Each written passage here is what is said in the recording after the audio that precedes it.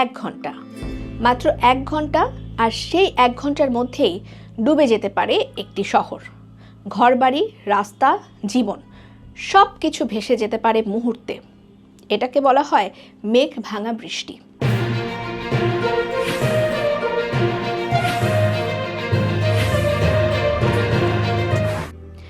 ফেনী বাংলাদেশের একটি জেলা।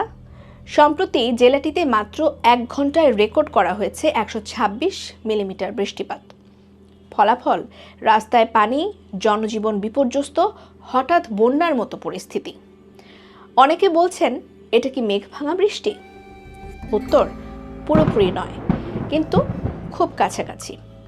আবহাওয়া বিজ্ঞানের ভাষায়, যদি কোনো ছোট এলাকায় 1 ঘন্টায় 100 মিলিমিটার বা তার বেশি বৃষ্টি হয়, তখন তাকে বলা হয় ক্লাউড বার্স্ট।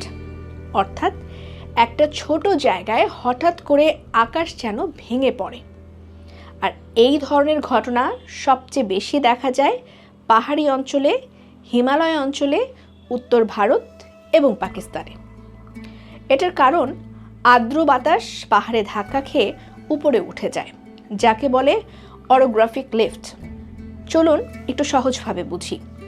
গরম বাতাস উপরে উঠে মেঘ তৈরি হয়, কিন্তু এই বাতাস এত শক্তিশালী হয় যে বৃষ্টির পানি নিচে নামতে পারে না, বরং আরও উপরে উঠে যায়।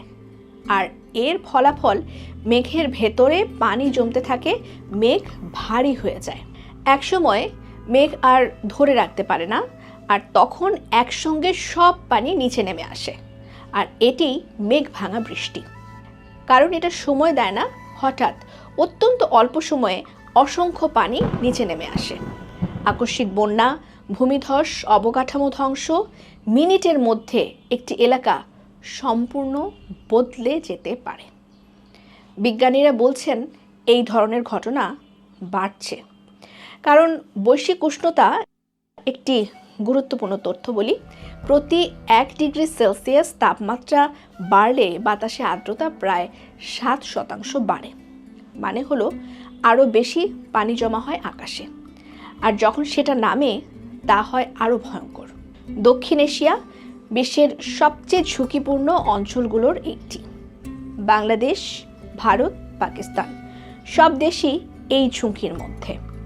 বিশেষ করে বাংলাদেশের সিলেট, চট্টগ্রাম পাহাড়ি অঞ্চল।